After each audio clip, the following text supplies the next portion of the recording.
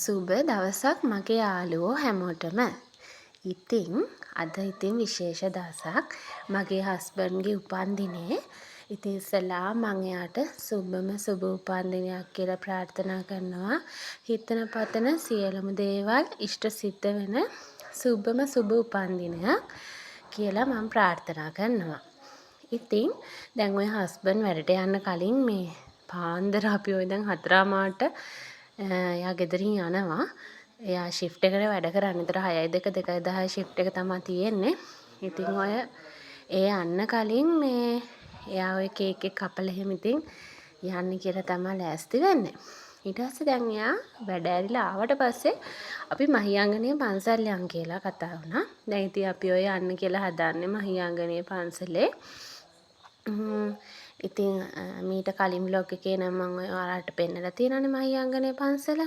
ඉතින් ඔය අයියලාගේ පොඩි එක්කෙනත් අපිත් එක්කන් යනවා. අයියලාත් අපිත් එක්ක ආව යන්න. ඉතින් අපි අනකොට මහියංගනේ පාලම ගාව අලි හිටියා. ඊට පස්සේ එතනින් අර චුට්ටක් බැහැලි වෙලා යන්න පුළුවන් ගඟ ගාවට. අපි ඉතින් චුට්ටක් ගිහින් ඉවරලා බැලුවා. මට ඉතින් මගේ යාළුවන්ටත් මේ පෙන්නන්න ඉතින් මම වීඩියෝ ක්ලිප් එකක් ගත්තා. අලි 5 දෙනෙක් විතර හිටියා. ඉතින් මේ බයේ තමයි උතන්ට ගියේ කොහෙන් හරි ආවොත් එහෙම මොකද දෙපැත්තෙම චුට්ටක් කැලෑව වගේ. මේ ඉතින් අපි අර පෙන්නපු ඒ පාලම උඩින් තමයි එන්නේ. මේ ඉතින් අපි එතනින් ඇවිල්ලා ඉවර වෙලා ඔය මේ පල්ලෙහාට බැහැලා ඉවර වෙලා මේ වීඩියෝ ක්ලිප් එකක් ඉතින් ගත්තා. ඉතින් මේ අපි යමුකෝ මේ මහියංගනේ පන්සලට. ඉතින් මං කලිනුත් ඔයාලට පෙන්නලා තියෙනනේ මහියංගනේ පන්සල එහෙම. ඉතින් ඇත්තටම මං යන්න කැමතිම තැනක්. මං හැමදාටම කියනවා වගේ. ඉතින් තව දෙයක් කියන්න ඕනේ මගේ යාළුවන්ට. ඇත්තටම මම මේ YouTube channel එක පටන් අරගෙන පොඩි කාලයක් වෙනවා.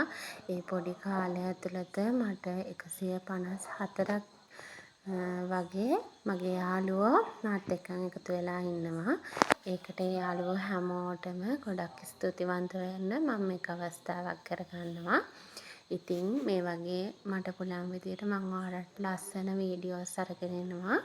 ඉතින් හැමදාටම මාත් එක්කම රැඳිලා ඉන්න කියලා මම මගේ යාළුවෝ හැමෝගෙම ආදරෙන් ඉල්ලනවා. ඉතින් අපි ඔය ඉතින් දැන් මහියංගනේ පන්සලට ගිහිලා අපි මල් පහන් පූජා කරන්න තමයි හදන්නේ.